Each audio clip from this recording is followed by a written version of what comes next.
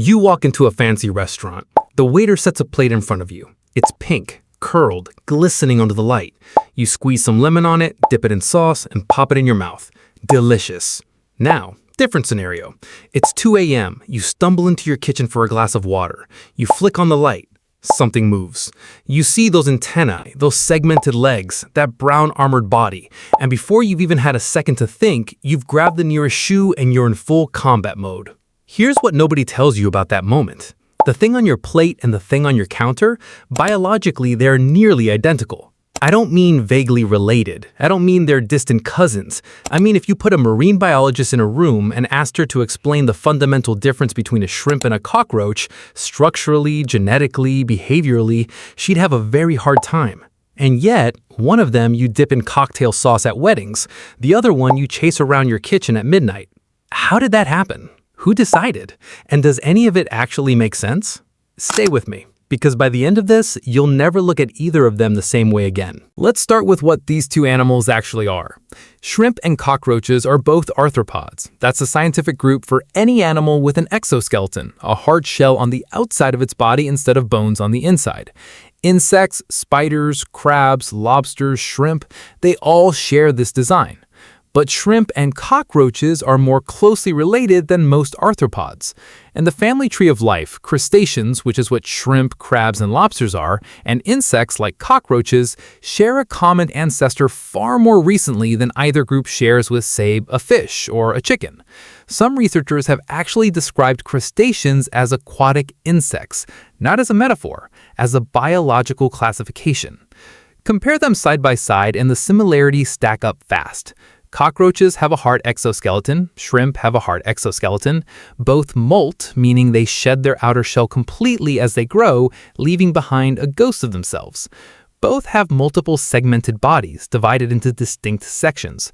Cockroaches have 6 legs, shrimp have 10, but both have multiple pairs of limbs attached to a central thorax. Both have antennae they use to sense the world around them. Both have compound eyes. And both, and this is the part people really don't like to hear about shrimp, are detritivores. Detritivore, it means an organism that feeds on decaying organic matter. Dead animals, decomposing plant material, the rotting floor of whatever environment they call home. Cockroaches eat the garbage in your kitchen. Shrimp eat the garbage on the ocean floor. Dead fish, decaying seaweed, organic waste that has sunk to the bottom and started to rot.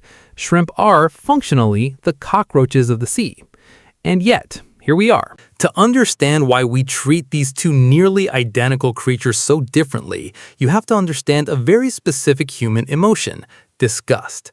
Disgust is one of the oldest emotions humans have. It evolved millions of years ago as a protection mechanism, a way for our brains to keep us away from things that could make us sick. Rotten food, parasites, infected wounds, contaminated water. When something triggers disgust, your body reacts faster than your conscious mind can process. You flinch, you pull away, you feel nauseous before you've even had a chance to think. The problem is, disgust doesn't always work correctly.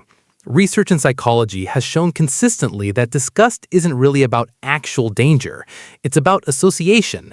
It's about what your brain has learned to connect with the idea of contamination, regardless of whether that connection is real or accurate. Cockroaches are associated with filth, disease, darkness, and dirt. These associations exist for a reason. Cockroaches can carry bacteria, and they thrive in unsanitary conditions. The disgust response has real evolutionary logic behind it. But shrimp eat the same things. They live in equivalent conditions, just underwater and out of sight.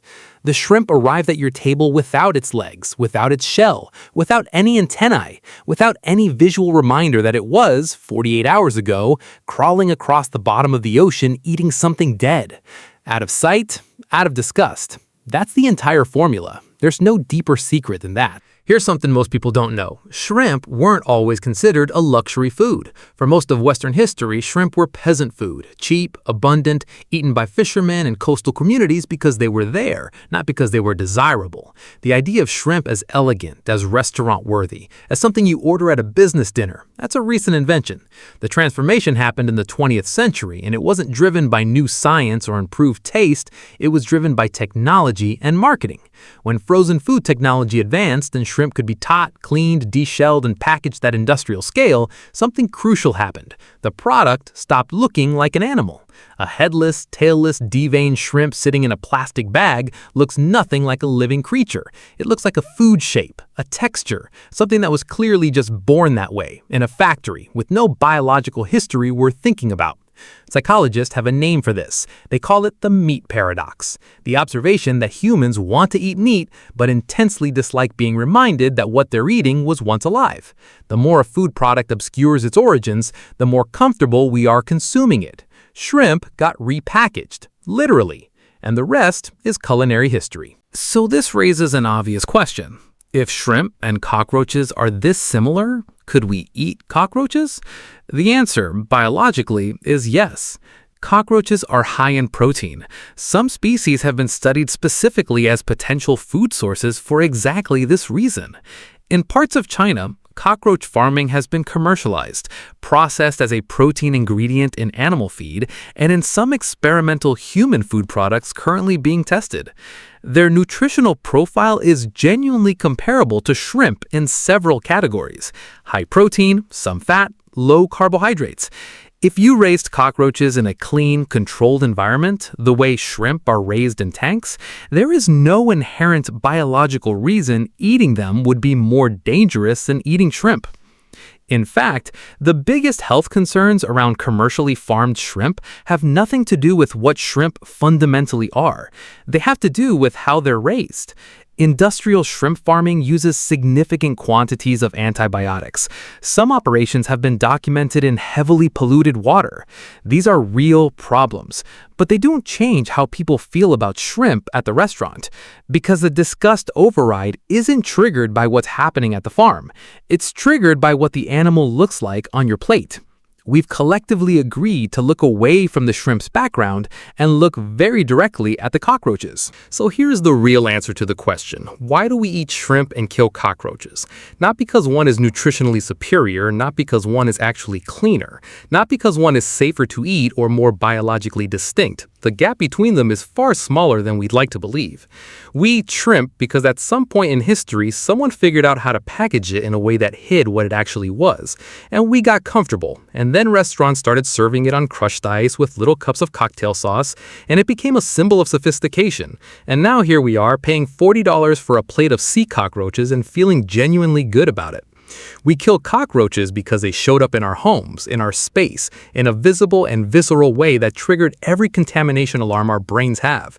Not because they're uniquely dangerous, not because they're fundamentally different, because we can see them doing what they do. That's really it. The cockroach on your kitchen counter and the shrimp at your wedding both spent their morning doing the exact same thing, crawling through something dead and eating it. One of them ended up with cocktail sauce and a lemon wedge. The other one ended up with a shoe. The only difference was the packaging.